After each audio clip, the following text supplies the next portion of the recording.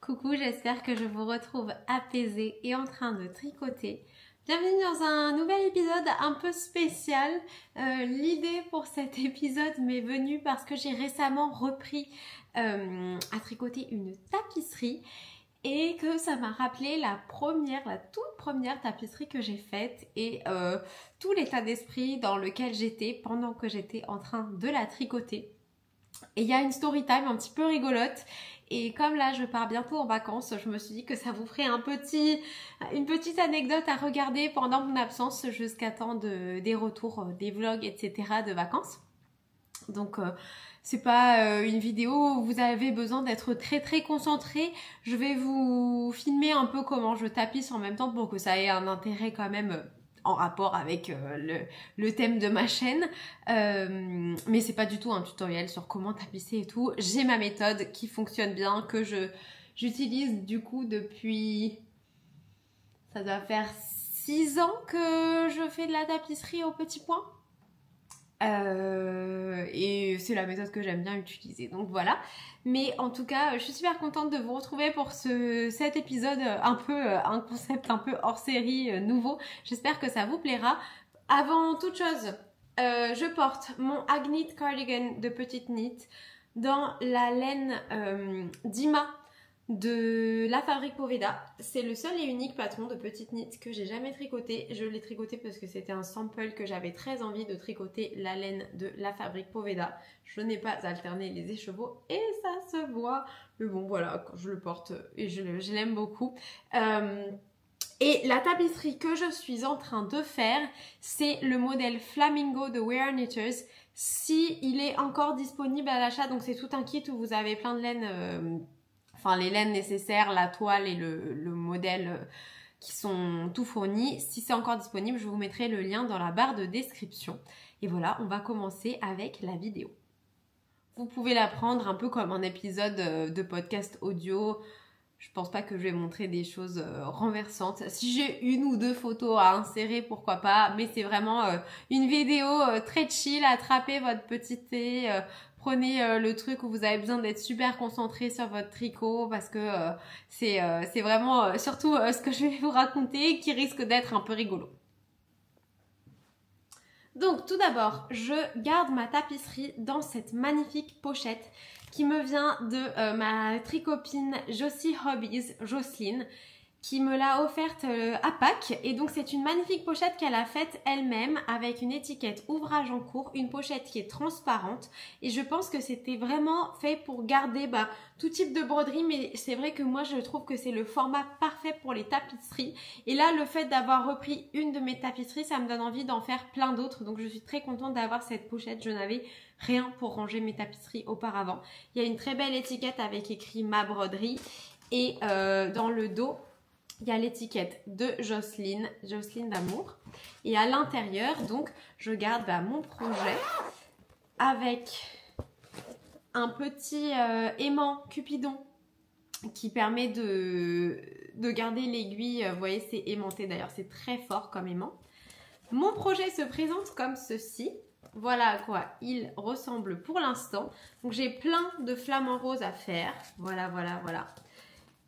J'adore les flamants roses parce qu'ils sont roses. Et ensuite, j'ai les laines nécessaires pour le faire. Donc ça, c'est ma laine du fond. C'est du coton Pima, tout simplement. Il est un peu plus épais que les autres laines de We Are Knitters. Et ensuite, j'ai les laines pour faire les motifs.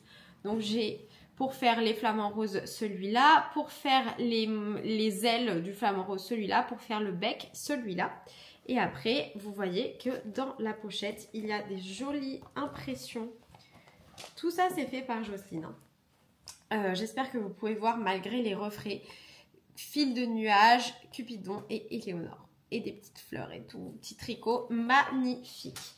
Donc, je pense que je vais commencer en faisant un peu du fond avec le fil qui me reste là. J'ai aussi des petits ciseaux. Et puis voilà, c'est parti, je vais vous planter un petit peu le contexte de cette story time. Comment je me suis retrouvée à faire de la tapisserie en étant sans domicile fixe. Voilà. Alors déjà, je tiens à préciser que je veux vraiment dire sans domicile fixe et pas sans abri. Hein. J'avais un abri, c'était juste que j'étais sans abri fixe, on va dire. Donc, pour vous remettre un petit peu dans le contexte, quand j'ai eu 18 ans, je suis partie de la maison et je suis allée m'installer à l'étranger. Je me suis inscrite à l'université en Angleterre, mais comme une anglaise, c'est-à-dire que j'étais pas là juste pour une durée déterminée comme un peu un stage ou un Erasmus ou un échange avec une université française. Non, moi j'étais là à plein temps jusqu'à la fin de mes études. Et donc je m'étais inscrite dans plusieurs universités, j'avais été retenue dans toutes les universités et du coup j'avais choisi celle de Brighton. Donc je pars m'installer à Brighton à mes 18 ans et en gros pour les premières années l'université vous aide à trouver un logement parce que vous arrivez sûrement peut-être de loin, c'est pas que des locaux qui vont dans l'université de Brighton, c'est une université où il y a des gens de partout d'Angleterre et potentiellement d'ailleurs qui viennent.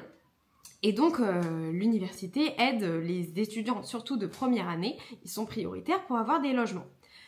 Donc il y avait plusieurs choix, il y avait les logements où c'est les résidences, où c'est des grands bâtiments et après on est répartis par petits groupes, voilà. Et il y avait les uni homes, et les uni homes ce sont des maisons de particuliers qui sont louées à l'université et nous on était locataires à travers l'université et donc on était mis avec d'autres colocataires pour une maison. Moi je me suis retrouvée dans une uni home avec 2 autres filles et 3 garçons, donc on était 6 dans cette uni home. Il y avait donc, on va dire, 4 personnes sur les 6 avec qui on ne partageait pas du tout le même délire. J'aurais plein d'autres anecdotes. Ils étaient pas méchants, mais moi, pour me détendre, j'aimais bien faire des arts du fil. Et eux, ils étaient plutôt dans les pharmaceutiques, si vous voyez ce que je veux dire. Et par contre, j'en avais un qui était très sympa, qui s'appelait Aaron, qui est toujours un ami à ce jour. Et du coup, on avait bien accroché au début. Et c'est vrai que quand on arrive à l'université, nos premiers amis, c'est souvent les colocs avec qui on s'est retrouvés. Donc, avec Aaron, première semaine, on part à la Society's Fair. Donc, c'est un peu l'équivalent du forum des associations. Il y a plein d'associations qui sont représentées, par exemple, des clubs de lecture.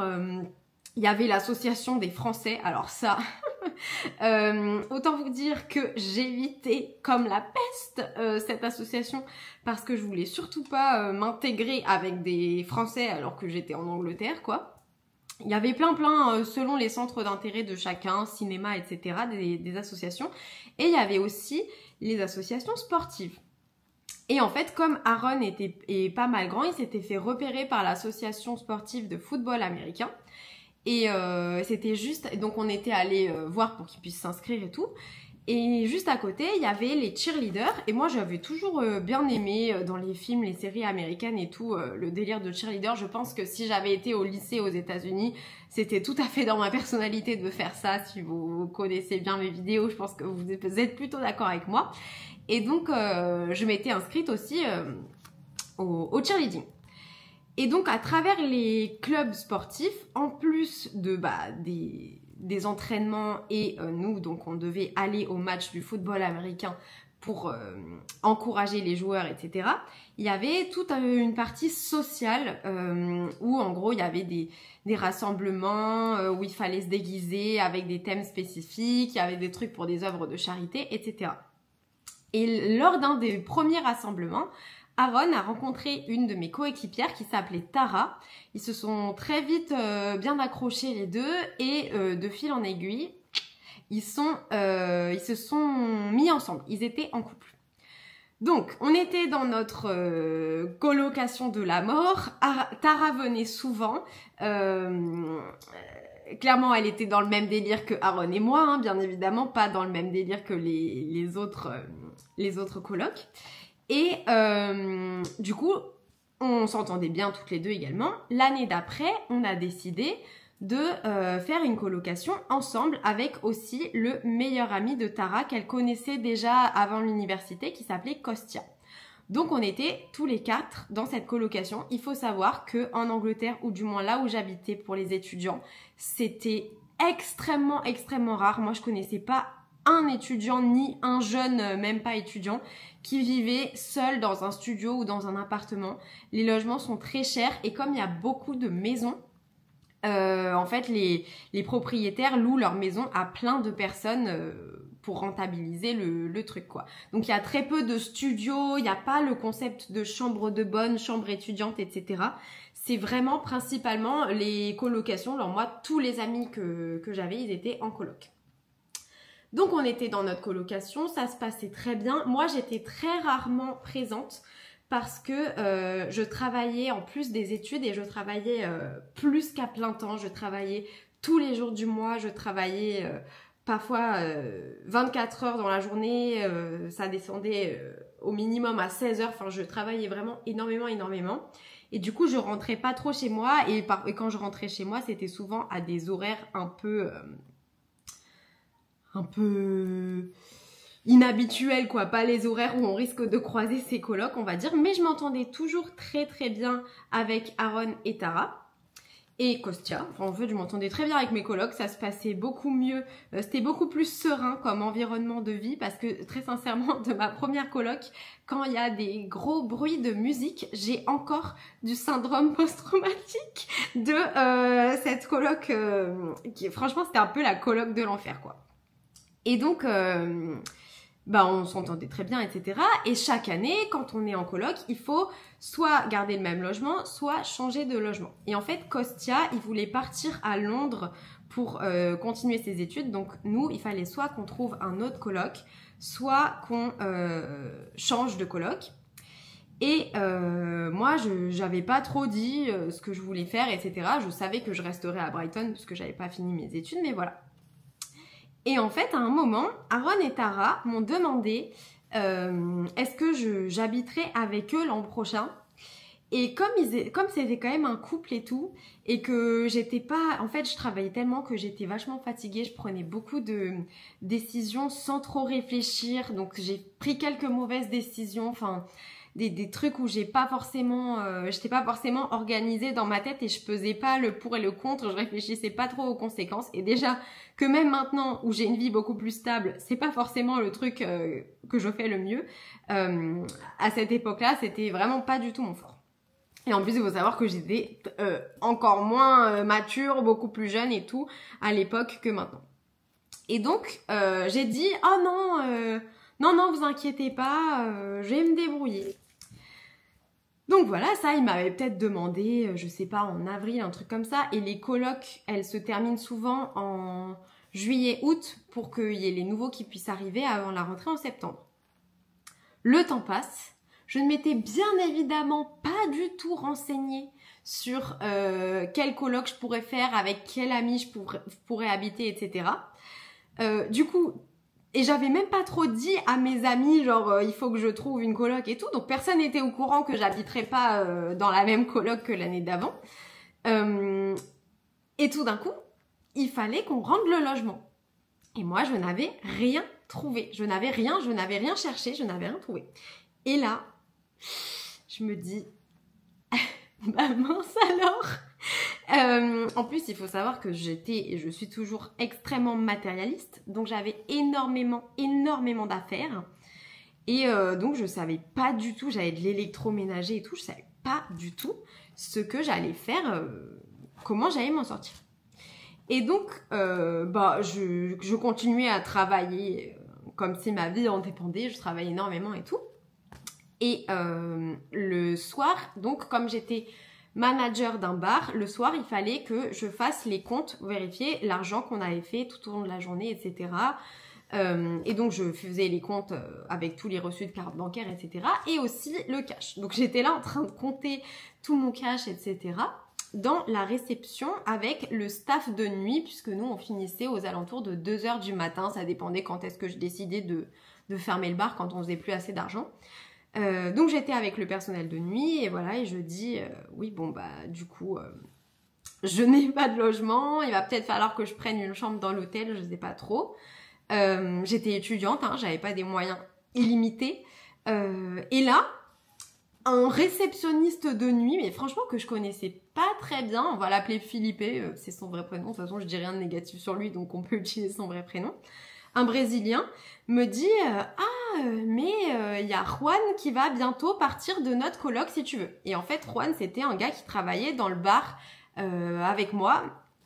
Et j'étais un peu en train de prendre sa place. En fait, je savais qu'il partait parce que j'étais un peu en train d'être formée pour le remplacer. Et c'était un peu lui qui, quand j'étais arrivée et que je savais rien du tout en tant que serveuse, il m'avait appris pas mal de trucs. Et puis surtout, il n'était pas forcément très pédagogue, il n'avait pas forcément envie de m'apprendre des choses. Mais en fait, je m'inspirais beaucoup de lui, comme j'avais jamais été serveuse avant et que je connaissais rien, pour essayer de faire bien. Et donc, je le considère quand même comme un mentor, malgré lui, pour le travail que j'avais à l'époque. Et donc, Philippe me dit « Ah, mais Juan, il va bientôt partir et on a cette chambre et on n'a pas encore trouvé de coloc. » Et comme, donc, Juan, c'était pas un étudiant, c'était un vrai adulte, ils habitaient près de l'hôtel où je travaillais, ce qui était beaucoup plus pratique pour moi parce que jusqu'à présent, moi, j'étais dans des colocs plutôt étudiantes qui étaient plutôt dans les hauteurs de Brighton, pas près de la mer et donc plutôt proche de l'université. Et donc, je me dis bah écoute, ouais, carrément, allez, je prends la place de Juan. Donc super. Sauf qu'en fait, Juan, il partait pas genre tout de suite. Et moi, il fallait vraiment que je ronde ma coloc. Donc un jour, j'en parle au responsable de l'hôtel, etc. Et il me dit, bah écoute, déjà pour tes affaires, si tu veux, on a cette salle de stockage, tu peux stocker tes affaires ici aussi longtemps que tu voudras. Il voulait surtout pas en fait que je rentre en France parce que j'étais vraiment un bon élément, un élément pratique parce que j'étais toujours là pour faire des remplacements et tout. Et donc j'ai pris un déménageur, il m'a aidé à tout mettre dans ce lieu de stockage. Et me voilà donc sans domicile quoi. Il fallait que je trouve un Airbnb, que je trouve un hôtel. Voilà, je dramatise un peu, mais j'étais vraiment sans lieu. On avait fait l'état des lieux de notre précédente coloc. Enfin voilà. Et il faut savoir que, comme je vous disais, comme tout le monde est en coloc à Brighton, ils n'ont pas de possibilité d'héberger des amis pendant des durées plus de 1 ou 2 nuits quoi, parce que moi là je savais pas quand Juan il allait partir, mais c'était on va dire 3 semaines, 1 mois. Et donc Philippe, donc toujours le même, m'a dit bah écoute, moi comme je bosse de nuit, si tu veux tu viens rester dans ma chambre et parce que de toute façon on partagera la chambre, genre on fera des shifts de 12 heures chacun son tour dans ma chambre. Et en fait, c'est la seule solution qui s'est présentée à moi, et donc c'est celle que j'ai prise.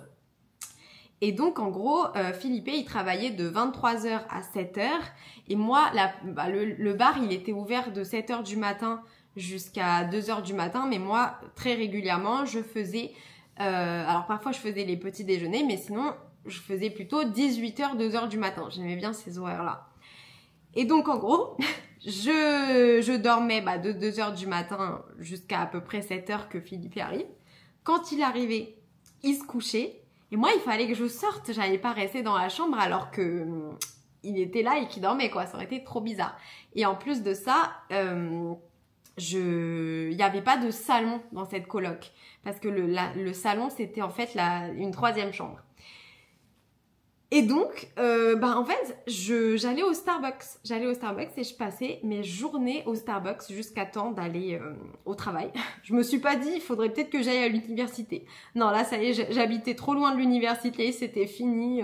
Je regardais un peu les trucs sur Internet, mais j'avais complètement décroché. J'ai été diplômée, hein, mais ça m'intéressait plus du tout. Si ça m'a vraiment intéressé un jour. Et donc, je passais mes journées entières au Starbucks jusqu'à temps d'aller bosser. Il fallait bien que je fasse quelque chose. Et c'est comme ça que je me suis retrouvée à commencer la tapisserie. Donc, je voulais un truc qui fasse un peu... Oh. Bon, comme vous avez entendu, je viens de me faire livrer un truc. C'est hyper marrant. Comment? Là, l'histoire que j'étais en train de vous raconter... Ma vie depuis, elle a changé. Là, il faut que j'aille tout au fin fond de mon appartement pour répondre à ma porte d'entrée. Alors qu'avant, j'étais dans une toute petite chambre de coloc. En plus, le truc que je viens de recevoir, c'est vraiment genre pour vous dire que quand même, malgré tout, on change pas forcément, mais on s'améliore. Parce que là, regardez ce que j'ai commandé. Avant, j'étais sans domicile fixe pendant 3 semaines. Maintenant, j'ai commandé un détecteur de fumée. On grandit et on s'améliore. Voilà, bon bah je vais voir comment on l'installe ce truc. Mais c'est pour vous dire, voilà, que... Et puis là, il y avait mon chien qui voulait pas re-rentrer. Avant, j'aurais été incapable de garder un chien. Enfin, c'est trop. Donc je voulais trouver un modèle qui ferait souvenir de Brighton, parce que je savais que je n'allais pas rester à Brighton indéfiniment.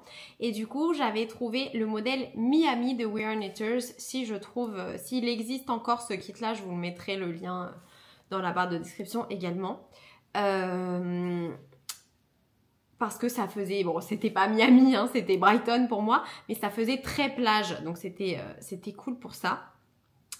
Et j'en garde des super souvenirs. Et après ça, j'ai fait énormément d'autres tapisseries. C'était vraiment le truc que j'aimais bien faire. J'avais pas du tout le plaisir de chercher un modèle, chercher la laine qui allait bien, etc. J'adorais tout ce qui était kit, que ce soit pour le tricot, la broderie, tout ça. Et donc j'achetais principalement des trucs de We Are Knitters parce que j'avais pris l'habitude, parce qu'avant ça, quand je ne gagnais pas encore ma vie, bah, c'était pratique de demander à ce qu'on m'offre des cadeaux où c'était juste un kit et j'avais déjà tout dedans. Et donc j'adorais ça, j'en ai fait beaucoup. Puis après voilà, je trouve que c'est quand même moins nomade que le tricot. J'ai besoin de plus regarder ce que je fais, etc. Donc c'est vrai que j'en faisais plus vraiment beaucoup. Celle-ci que je suis en train de réaliser, je l'ai commencée à Las Vegas il y a 2 ans. J'avais très peu avancé, donc là je la reprends parce que j'aimerais bien l'emmener à Las Vegas et la terminer sur place pour faire la boucle et bouclée. Mais voilà, pour terminer l'histoire, donc je passais des heures au Starbucks. J'étais donc devenue amie avec les employés qui me mettaient des suppléments de sirop, de caramel dans mes frappuccinos sans café. En veux-tu, en voilà. Ça, je crois que j'ai une photo. Et c'est une période que je regarde maintenant dans le passé et que je me dis avec beaucoup de bienveillance et je me dis que ouais, je me suis vachement améliorée. Donc voilà, s'il y a une petite morale, soyez un peu plus organisés que moi. Au final, j'ai pu m'installer dans la chambre du fameux Juan qui m'a quand même dit en partant, ben voilà, tu m'as pris mon job, tu m'as pris mon appart, tiens,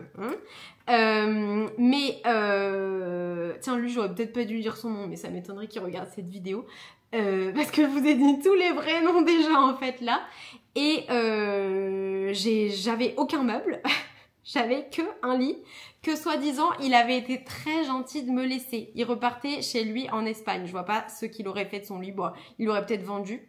Il était plus organisé que moi. Donc après, j'ai dû m'acheter tout un tas de meubles. Voilà, mais c'était une expérience assez rigolote. Et Philippe est trop sympa. Il m'avait même pas fait payer la moitié de son loyer pendant tout le temps où il m'a hébergé dans sa chambre. Et je suis toujours amie avec Aaron et Tara qui font des voyages oufissimes. Maintenant, ils sont toujours ensemble depuis tout ce temps. Et qui ont une chaîne YouTube, donc je vous la mettrai en barre de description si vous voulez un peu améliorer votre anglais. Ils parlent avec des accents british, bien évidemment, c'est tous les deux des vrais anglais, pas des gens qui étaient comme moi inscrits à l'université mais qui étaient d'une autre nationalité. Et ils voyagent à travers toute l'Asie, etc. Ça a l'air très très cool tout ce qu'ils font. Donc voilà, et maintenant pour la fin de cette vidéo, je vais vous montrer. Il faut savoir que je suis très fière d'avoir cet appartement et tout. C'est aussi parce que j'ai beaucoup travaillé que j'ai maintenant ce que j'ai. Et c'est la seule tapisserie qui est affichée, qui est au mur. Là voilà, je vais retourner la caméra pour vous la montrer. Voilà la tapisserie. La toute première tapisserie que j'ai faite et la tapisserie que je faisais quand j'avais pas de domicile fixé. J'ai respecté toutes les couleurs du modèle, je faisais vraiment exactement ce qu'il fallait. Alors si vous regardez par exemple les endroits où les mailles elles sont très collées à la vitre, c'est parce que je savais pas qu'il fallait pas faire des gros nœuds. Mais voilà, elle est encadrée. J'avais fait encadrer beaucoup plus tard à Paris.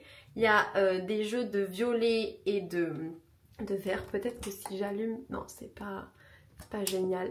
Mais c'est la seule chose que j'ai faite mettre au mur quand j'ai refait faire tout mon appartement. C'était cette tapisserie-là. Parce que vraiment, elle me rappelle un peu d'où je viens. Et tout le chemin parcouru. Alors on est bien d'accord que je suis quelqu'un de très chanceux dans la vie, que je suis issue d'une famille aisée qui a pu me subvenir et tout. Hein. Je suis pas en train de vous raconter starting from the bottom, now we're here. Mais on peut être fier de ce qu'on veut dans la vie et moi je suis fière de ça. Que j'ai été dans des chambres miteuses en Angleterre. Vous savez qu'en plus il y a des gros problèmes d'humidité et